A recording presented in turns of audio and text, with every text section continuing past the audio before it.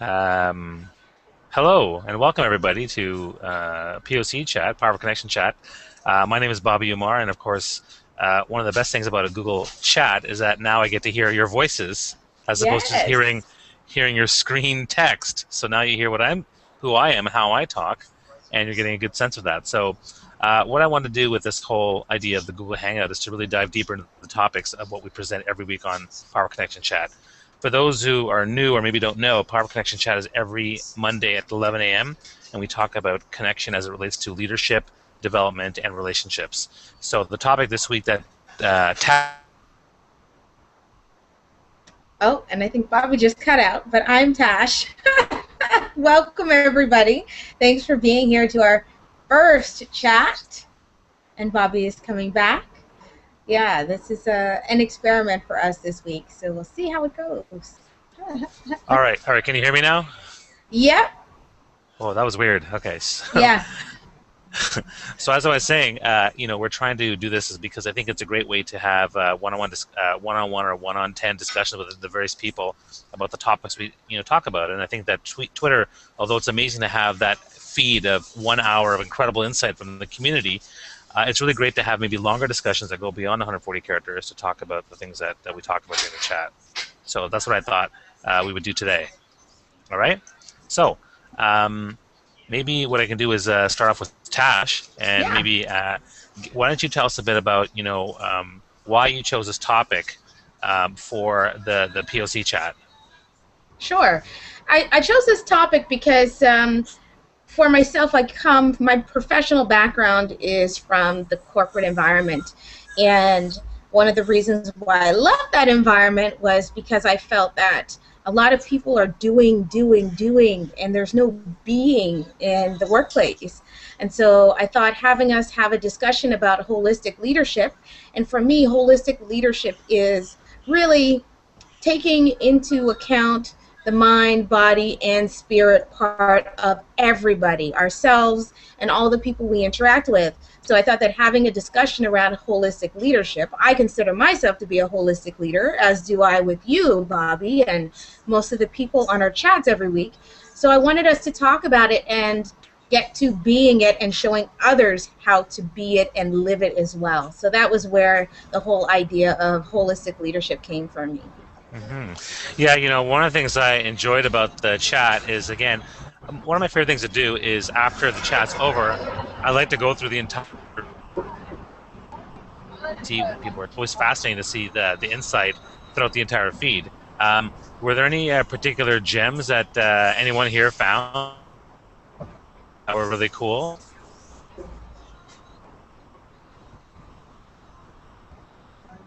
I think it's. Can you hear me now? Yes, we can hear you now, Randy. Hello. Hey, hi. Never really thought about the whole holistic thing about leadership because it's so anti-corporate, in my opinion. So it's pretty foreign. If it's foreign to me, and I'm pretty anti-corporate America, then for most of the C-level people in corporate America, they're going to be violently rejecting this concept. Uh, but no, I mean you've raised awareness, obviously, and that's just my opinion. Uh, but it's very new. It's a little too.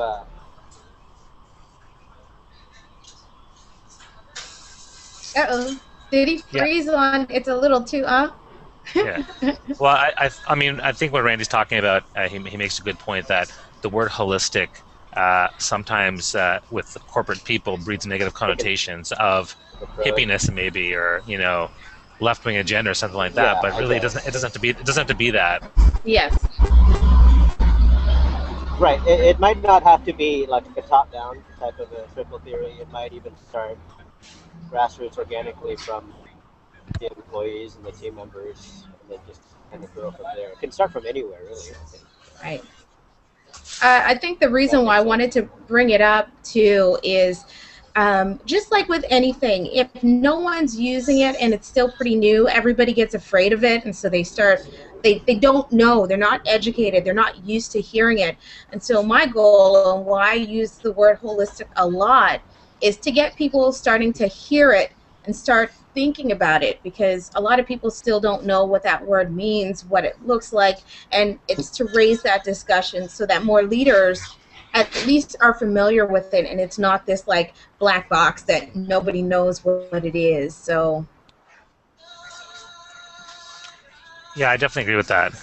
And my experience has been in having been in the corporate world as well as the nonprofit world, now an entrepreneur.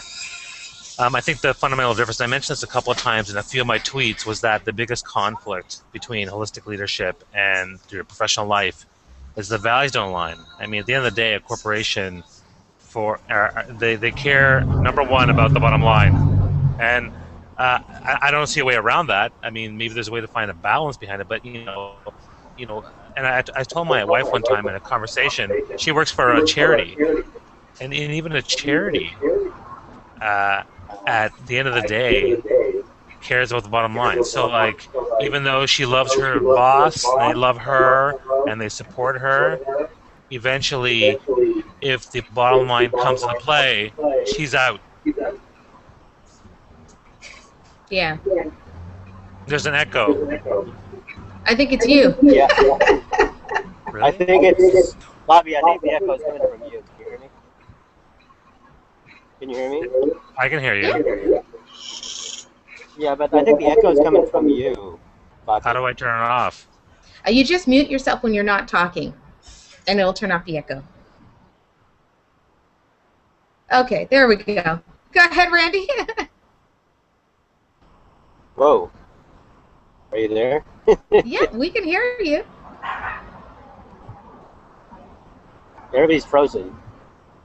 Oh, okay. I think we're still going here. I'm not sure if everybody is on mute or not, though. I muted, but I'm here. Okay, you're here. Can anyone hear me? This is AJ. Yes. Yes, but we can't see you. Yeah, unfortunately, I'm at my office computer. Don't have a camera yet. Okay. But what Bobby was saying about the bottom line is really true. But I think what a holistic leader is going to do is answer the question of why is the bottom line so important, and the reason is because it benefits so many other people. It benefits the employees, it benefits the company, and if one is doing well, the others will do well too. And I think that's what a holistic person brings to the table is that everyone can benefit, and that's important. Love that point. I think the word holistic just freaks people out. Right? I mean, like somebody said in the chat, it's pretty touchy-feely term that a lot of people equate to, the hereafter or Really? the spiritual realm. When I think of holistic, I think of spiritual, otherworldly almost. But that's just me and my definition of that word. Like, that's what it conjures up. Organic is different. Organic is like grassroots and stuff. But holistic has kind of a higher, more elevated meaning to it.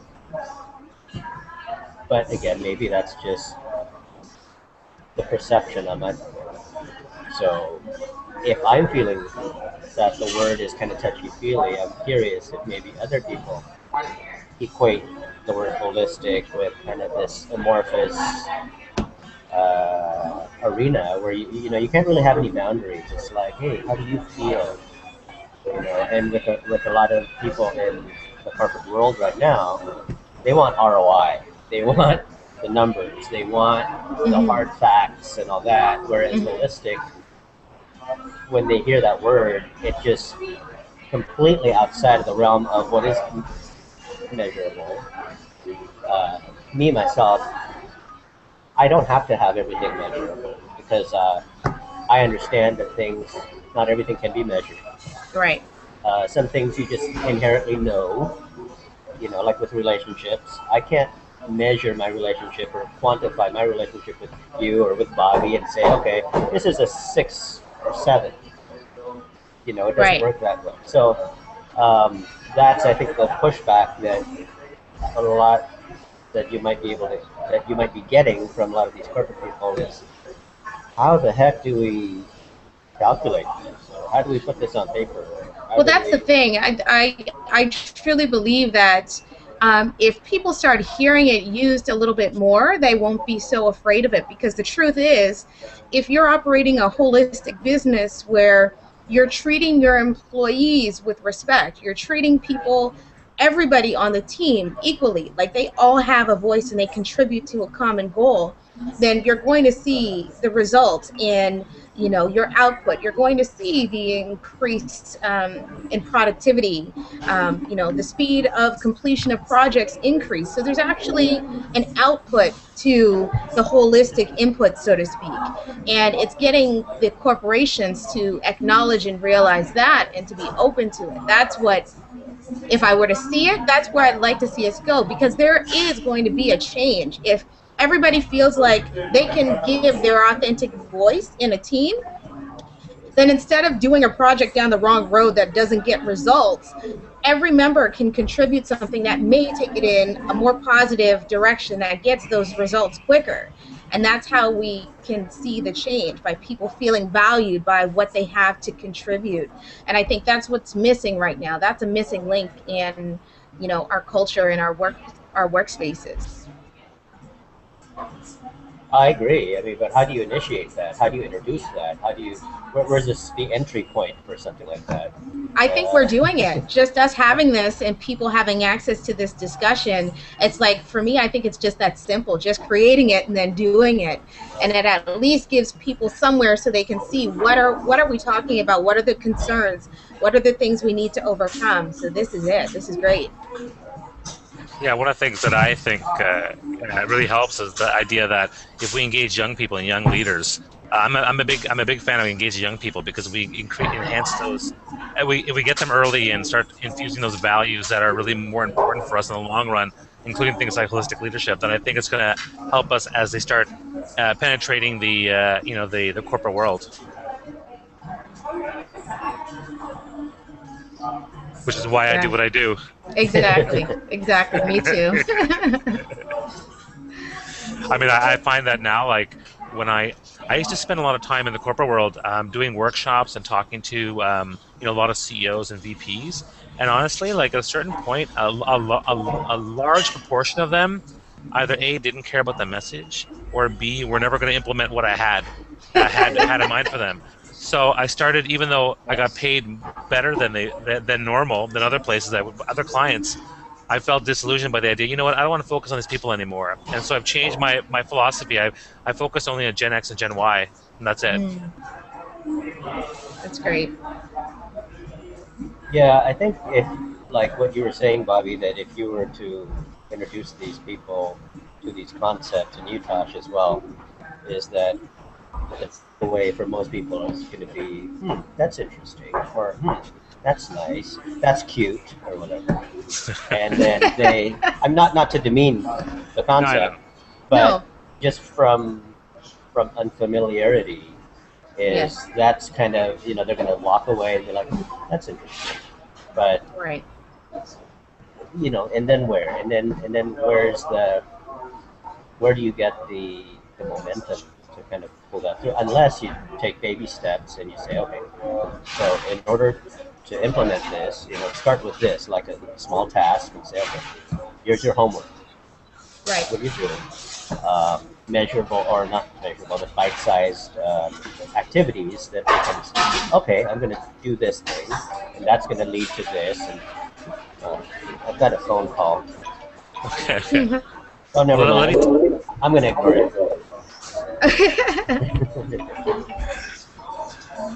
Well, let me talk about one of the things that Randy brought up, which is, how do you start that movement? A lot of people say that at the top and then diffuses down, right?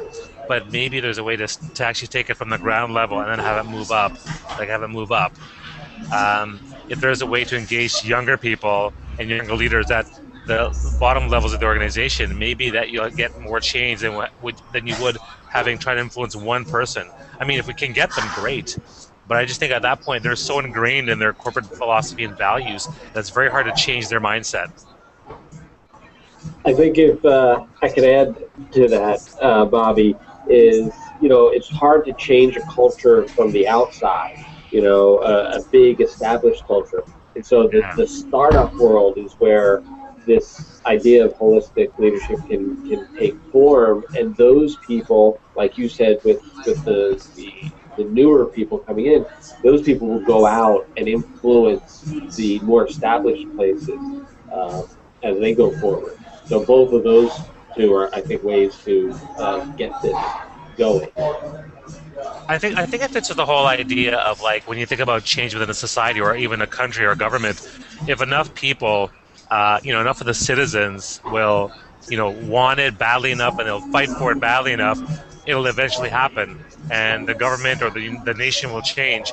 You can apply that same philosophy, I think, to corporations, and hopefully there'll be enough of us who really, really want to change. We'll demand that of the people out there that I mean, it's already happening. For example, like in healthy eating and healthy living, a lot of the companies that were having really crappy foods are now having to change their ways. So I think it can happen. It is happening. I think one of the challenges we run into sometimes is that as we do this is like transformational leadership we're talking about here. This isn't something that's like a gradual change. It's like completely taking what they do right now and just like blowing that box wide open. And so in order for that to take change, it has to be enough of us who believe in it, and we lead by example. So within our own organizations, we are leading that way, and we make enough of a fuss, and we get attention, and people start hearing our stories. Then when they see the results, people will start saying, "What are you doing? Like how are you leading this organization?" And that will be enough to perk people up if we're able to, again, merge like the holistic side, which is making everyone feel like a contributing member of the team, to the actual like numbers, the strategy, the actual business side. And I think for most of us, I know with you, Bobby, as well, like we both come from a management background, so we get how that the black and white, the numbers work, and it's about being able to show the results. Or exactly how it doesn't work.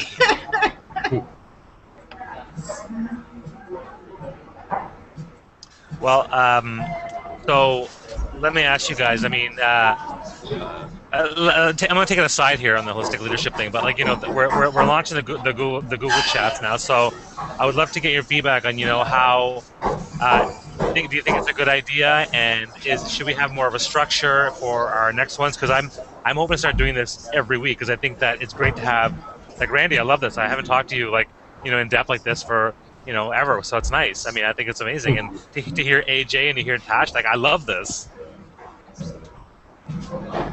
What do you guys think? Well, I certainly want to get a camera for next time. So it's certainly nice to see and hear people. I see that Maria's microphone is not working, but I just wanted to shout out and say, it's nice to see her sticking around, at least listening and smiling a bit. But yeah, I think this is a great idea, and it's a way to like you said, dive deeper. And this is the first time I've spoken to pretty much anyone from Twitter. I have a few people I've spoken with. It's really nice to get this perspective.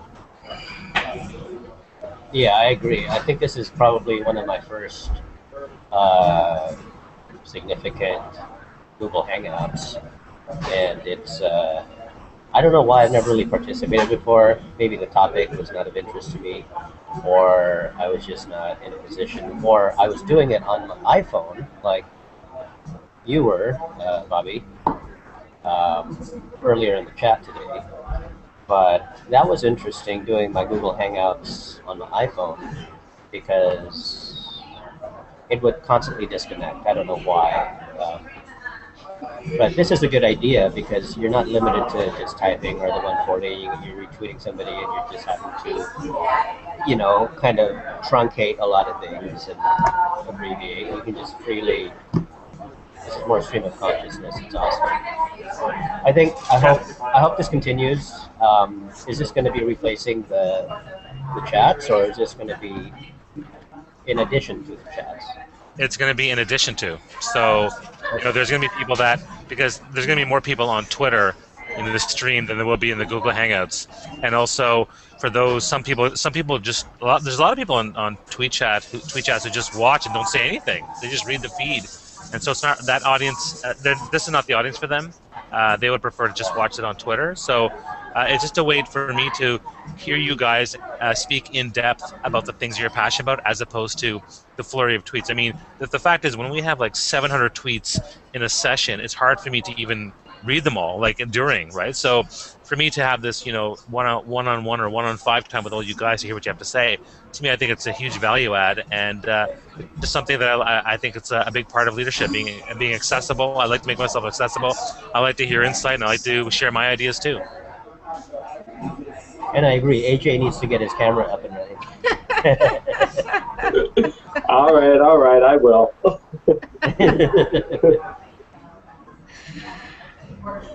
Is it coming? Wow. So why don't we end up? I mean, the time's it's there's already 12:27. Only 3 minutes left. Yeah. So why don't we end maybe with everyone sharing their thoughts on holistic leadership, maybe something that they learned today during the chat and during this discussion. Let's start with Tash. Oh, okay, sure. I learned that Randy, I agree with you. I think it's still scary to most people. So I learned that there's a lot of work that still needs to be done to getting it not so scary. Because right now it's scary and just fear comes up with people, so they don't realize the benefits. So my goal is to figure out a way to get the message across without it feeling like it's pie in the sky or something like new agey. So that's my takeaway. Well, my takeaway, I guess, I've never heard the word holistic and leadership being mentioned in the same sentence, so this is new to me. So that's you've raised awareness there. You've made me think, right? As a matter of fact, when I got Bobby's tweet last night, a reminder of the chat this morning, and it was talking about holistic leadership, I was kind of scratching my head. I wasn't sure if that was something I wanted to participate in because I know nothing about this.